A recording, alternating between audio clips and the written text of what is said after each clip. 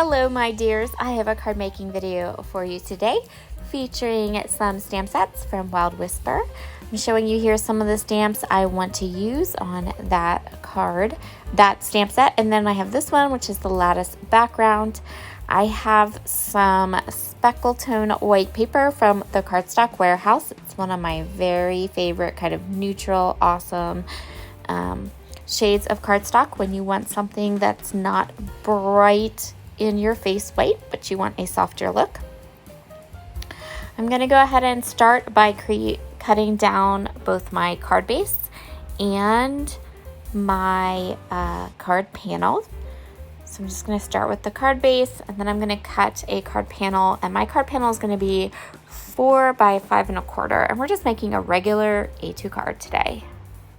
It is raining and drizzly and gray here this week, so I wanted something bright and bold and springy to lift my spirits. So I'm going to go with bright, beautiful, bold colors. Since I don't generally use those colors in my scrapbooking, I thought a card would be the perfect way to get some of those beautiful, bold colors and play with them. I'm starting by kind of adhering my card panel into my MISTI, and then I'm going to go ahead and rub my lattice background on my arm. This is the first time I've ever used this stamp, and I want to make sure that I get a crisp, clean impression, and I want to get all of the oils from the stamp manufacturing process off the stamp set.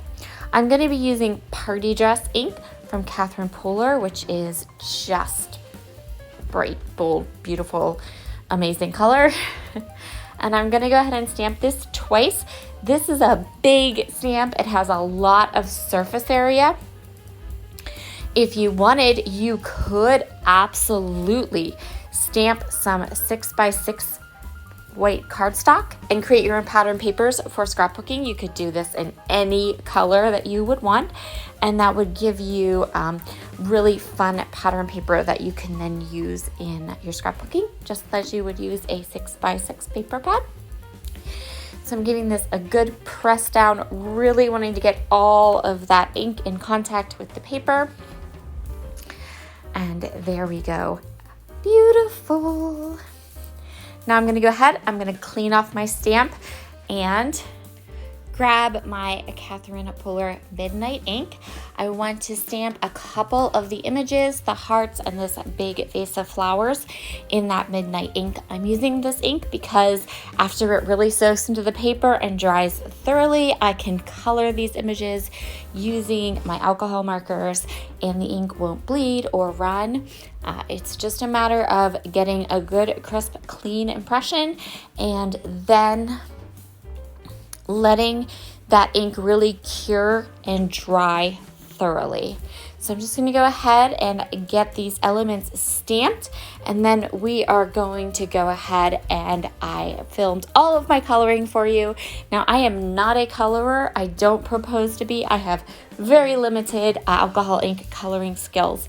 I do really like it, and I really like how these elements turned out, but again, I am not a pro at it.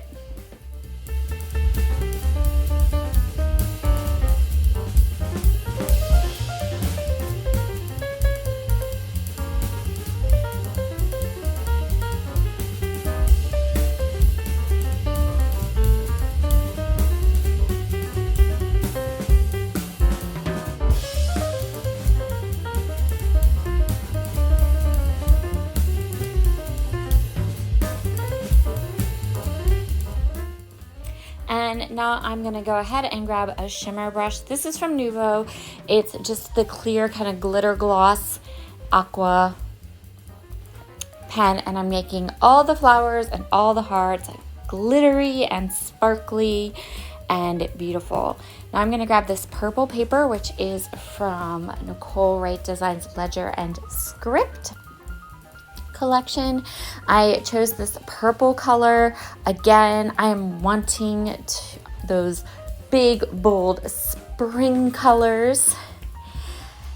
And I am going to go ahead and layer the purple onto my card base, and then I am going to get to work on stamping the sentiment onto that lattice stamped panel and put this card together. Love it. I love how this card turned out. It's so bright, so bold, just it's gorgeous. I'm just kind of getting these fussy cut pieces into place so I know where I want my sentiment to go on my card front. Kind of deciding where I want these different hearts to be. And the placement for all of those. And then once I've decided, I can go ahead and stamp my sentiment right where I want it. I stamped this a couple of times, again, because I want bold. I know that I need this sentiment to be super crisp and really black because it needs to be able to be visible on top of that lattice background. So I think I stamped this 2 or 3 times. Like, I really got a good crisp, clean black impression for my sentiment. I'm using some Big Mama foam tape, and I'm gonna pop up my vase of flowers using the tape. I use a lot of tape when I make cards because I want it to stick. I don't want things to fall off or get crushed if I put them through the mail.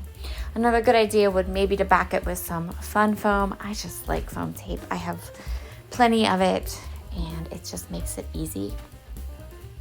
Next up, I'm going to find the placement for all of these beautiful hearts, and I'm just going to adhere them down using some Nuvo Deluxe adhesive. I'm going to put 2 little clusters, 3 down beside the vase, and then the other 2 are going to go at the top. And then we need some sparkle. So I grabbed some English Garden sequins from Spiegel Mom Scraps. Again, they have all of those bright, beautiful spring colors. I'm just going to sprinkle them around, and that's where we are going to call our layout done. Thank you so much for joining me today.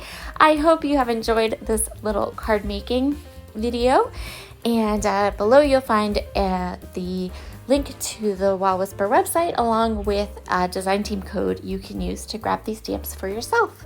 Bye!